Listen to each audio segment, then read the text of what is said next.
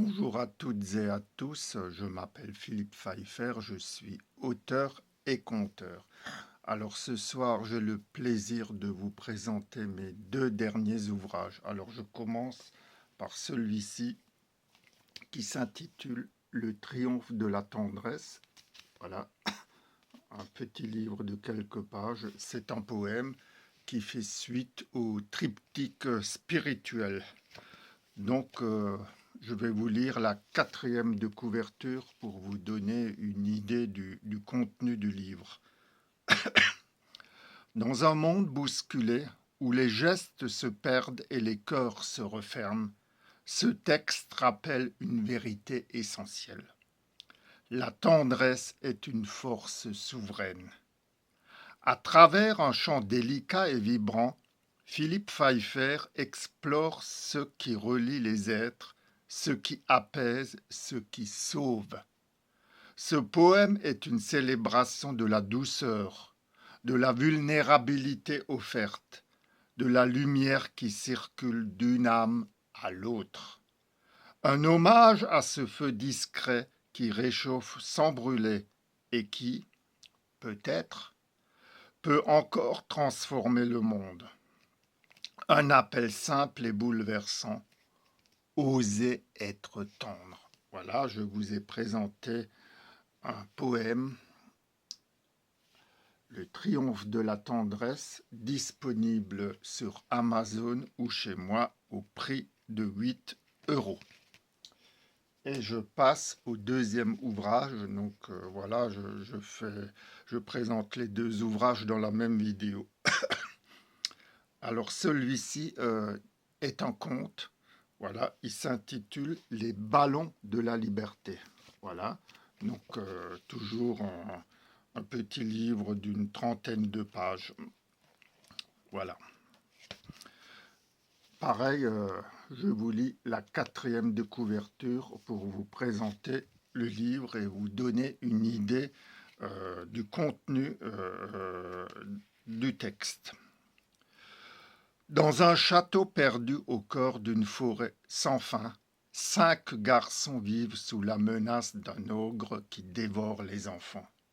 Jean, le plus rêveur d'entre eux, refuse pourtant de croire que tout espoir est mort. Une nuit, armés de simples ballons et de quelques crayons, les enfants lancent un appel au secours vers le ciel.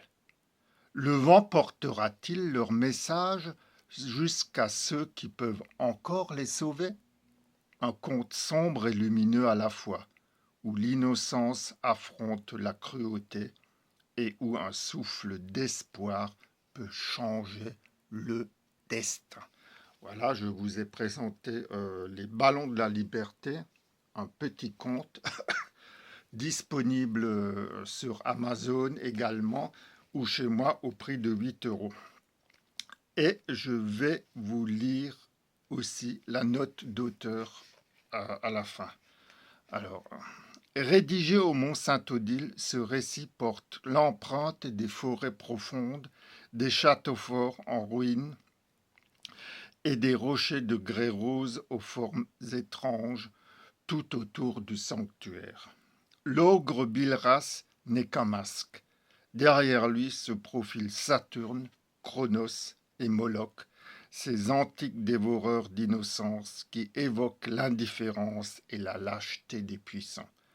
Les ballons, eux, rappellent que même dans les lieux les plus sombres, un souffle suffit parfois à défier le destin, aussi tragique soit-il. Alors vous avez compris, le conte se base sur le mythe de euh, Saturne, Chronos et Moloch.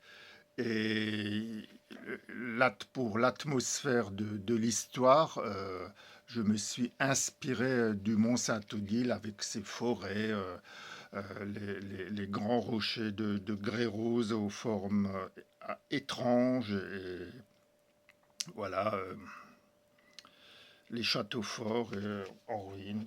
Et donc la première version de ce texte, je l'ai écrite mettre sur papier. Je voulais pas emmener mon ordinateur au Mont-Saint-Odile, donc j'ai pris un cahier et j'ai d'abord écrit le premier jet, comme on dit, à la main. Donc voilà, je vous montre un peu ce que ça donne.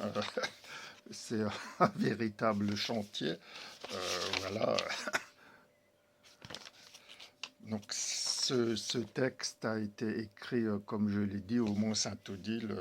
Voilà, puis après, je l'ai recopié sur mon ordinateur et bien sûr retravaillé.